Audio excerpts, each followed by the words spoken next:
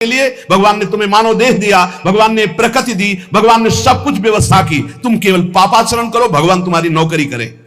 तुम भगवान के अंश हो, भगवान ने तुम्हें देह दिया, भगवान ने प्रकृति दिया, तुम भगवान के लिए क्या कर रहे हो? तुम हमारी समाज के लिए जो भगवान ने रचा है उसके लिए क्या कर रहे हो? अपनी वासनाओं की पूर्ति। तो दंड नहीं भोगोगे और क्या भोगोगे? तुम्हारे गाली देने से भगवान कोई छोटे हो जाएंगे? तुम्हारे थूकने से आकाश गंदा हो जाएगा? तुम कर सकते हो तो सिर्फ अपना बुरा कर सकते हो और कुछ नहीं कर सकते। लिख लो हमारी बात। अगर कुछ भी मंगल हो रहा है तो भगवान के बनाए विधान से मंगल हो रहा है। संत समागम, हरिकथा, नाम जप, भगवत आराधना, ये उनकी कृपा से हो रहा है। तुम कर सकते हो तो शब्द लिख लो, केवल अपना बुरा कर सकते हो। वही बुरा कर रहा है, भगवान को गाली दे रहा है, भगवान को नहीं मान रहा, नास्तिकता बढ़ रही, मनमानी बेवजह। भगवान ने मेरा कर्जा नहीं, कर्जा लेते समय भगवान से पूछा था? कर्जा लेते समय भगवान से विनय की थी? धर्म से चला है तू? भगवान की आज्ञा का पालन कर रहा है तू? अरे भगवान तो सबके पिता हैं, परम उदार हैं। गाली देने वाले को भी प्रकृति से नहीं रोकते, इसको श्वास मत लेने देना, ये मुझे गाली देता है। नहीं, अच्छी ऑक्सीजन देते हैं, पानी देते हैं, भोजन देते हैं, उसके लिए पृथ्वी फट नहीं जाती है, उसको भी पृथ्वी अपनी गोद में रखती है, जो भगवान को गाली दे। कैसे नीच बुद्धि वाले। अपना रिश्ता है कि आप अपने ऐसे पुत्र के लिए क्या बोलेंगे? तो बोले यही बोलूंगा कि जल्दी से गिरफ्तार किया जाए और उसको फांसी की सजा दी जाए। मेरे बालक ने ऐसा अपवित्र कार्य किया, मैं कभी देखना नहीं चाहूंगा कि वो मेरे सामने आवे, उसको जल्दी से जल्दी पकड़ा जाए। और ये जब एक साधारण पिता ऐसा बोल सकता है तो असाधारण पिता जो धर्म के विरुद्ध चलेगा, तिनकर काल रूप में भ्राता, वो भगवान साक्षात धर्म स्वरूप है। कोई धर्मात्मा पिता नहीं चाहेगा कि उसका पिता अपवित्र कार्य करे और उसे गले से लगाए। फिर भी मेरे भगवान कह रहे हैं, अहम तो हम सर्वपापेभ्यो मोक्षयिष्यामि मा शुचा अपि चेत सुदुराचारो भजते माम अनन्य भाग। महादुराचारी भी हो तो आ जाए कह के कि प्रभु मैं आपका हूं, आपके सिवा कोई मुझे नहीं बचा सकता, तो मैं तुम्हें साधु समंतव्य सम्यक व्यवसिता हिस्सा, मैं तुम्हें साधु बनाऊं। फिर भी भगवान को कैसे शब्दों से बोलते? कोई भगवान नहीं। मन मानी आचरण करो, पता चल जाएगा भगवान है कि नहीं। अंतिम समय तक तो पता चल जाए। एक डॉक्टर बोले थे हमसे, जब गंगा किनारे भ्रमण करते थे, बहुत अमेरिका से पढ़ के आए थे, मार विज्ञान छांटते चले जाए, कौन भगवान, कैसा भगवान, क्या।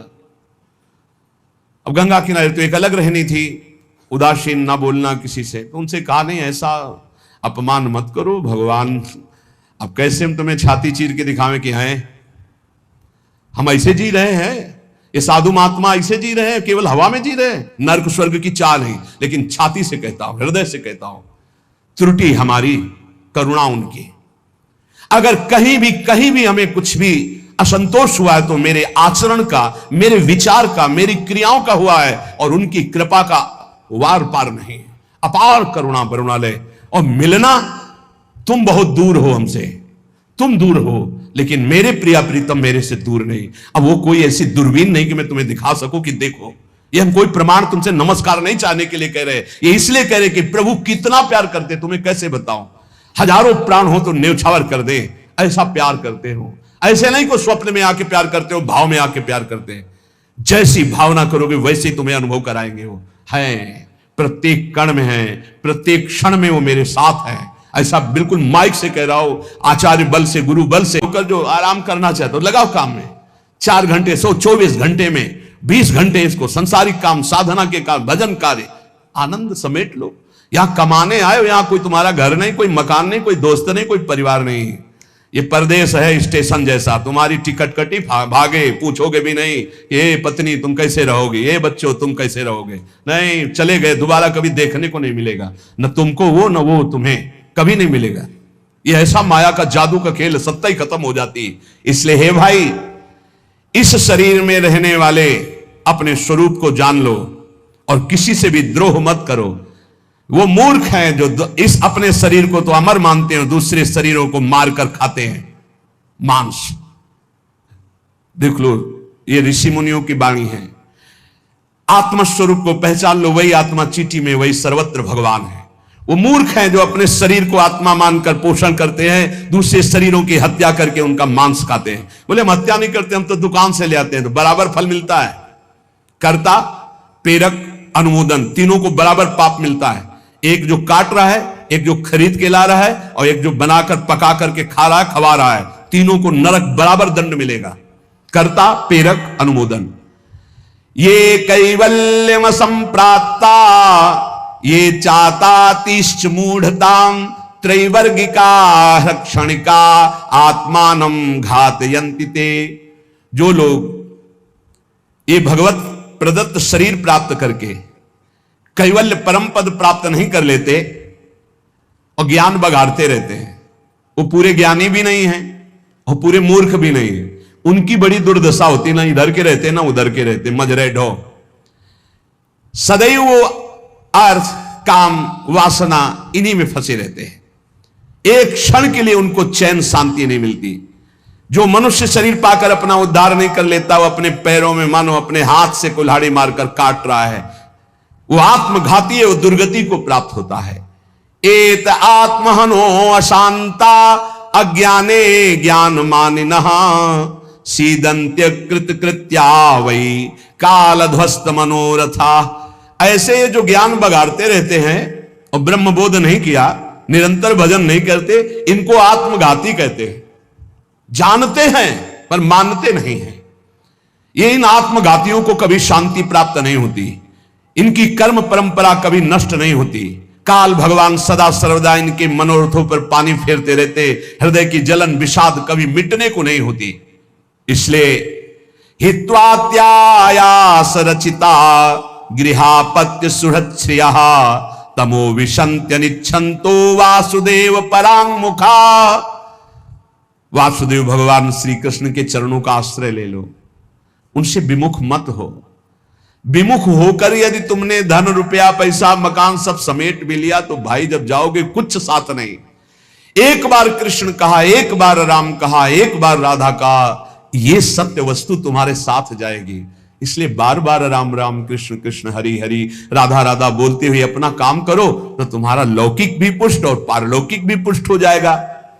जो भगवान नाम जप नहीं करता, भगवान से विमुख है, ना चाहने पर भी विवश होकर उसे घोर नरक में जाना पड़ता है। इसलिए सतयुग में 10,000 वर्ष ब्रह्मचर्य से रहकर दाहिने पैर के बल अंगूठे के खड़े होकर दोनों हाथ उठाकर मंत्र जपने से जो फल मिलता था,